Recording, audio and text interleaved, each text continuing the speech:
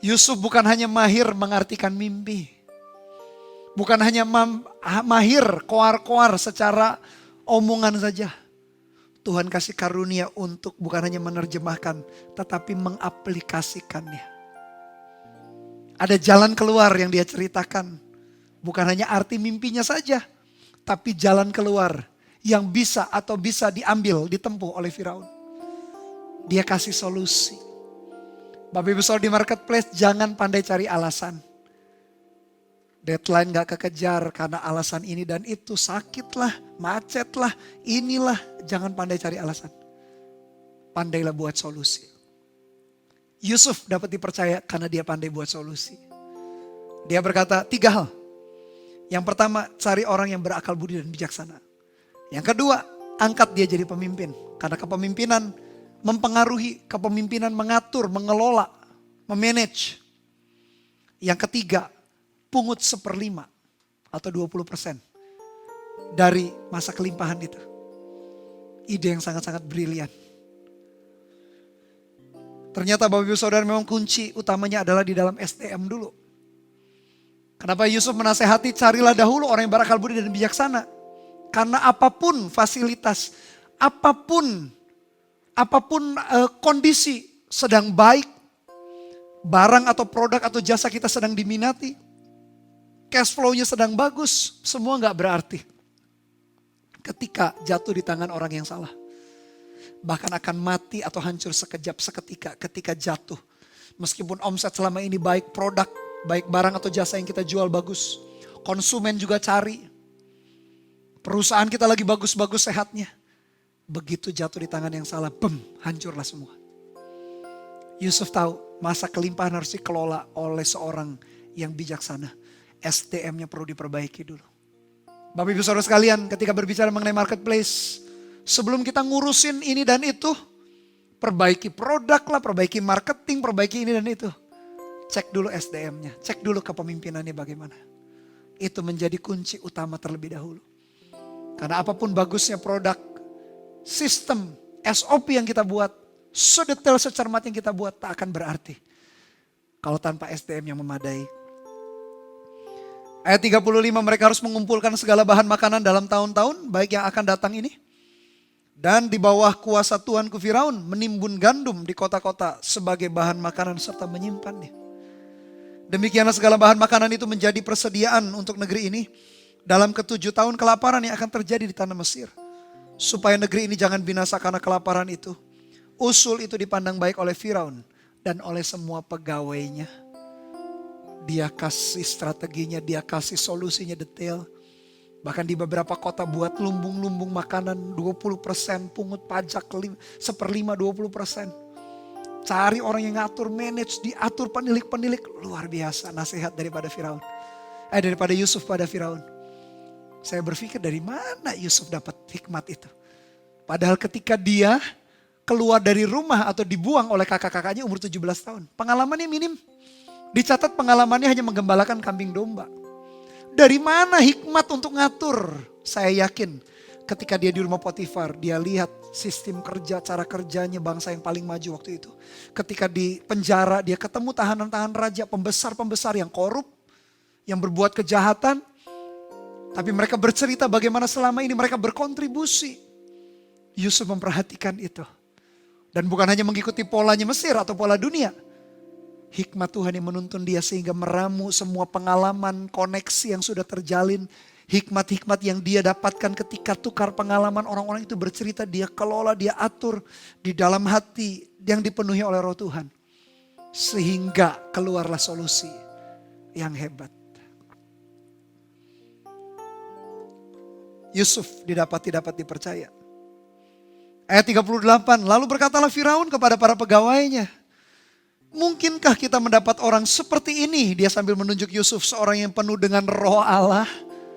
Kok bisa? Kosakata itu dari mana? Dia mengakui akhirnya spirit atau roh Allah yang disembah Yusuf ada di dalam hidupnya. Ingat Mesir juga percaya kepada dewa-dewa, ilah-ilah yang begitu banyak. Tapi ilah atau Allah yang satu ini, Allah yang satu ini gak bisa ditandingi dengan Allah-Allah yang mereka miliki. Sampai Yusuf dengan mulutnya sendiri dia berkata, mungkinkah kita mendapat orang seperti ini, seorang yang penuh dengan roh Allah? Ingat, Firaun menganggap dirinya juga Allah atau ilah atau dewa. Berarti Yusuf dianggap sejajar, bahkan lebih melebihi dia. Kata Firaun kepada Yusuf, oleh karena Allah telah memberitahukan semuanya ini kepadamu, tidaklah ada orang yang demikian berakal budi dan bijaksana seperti engkau.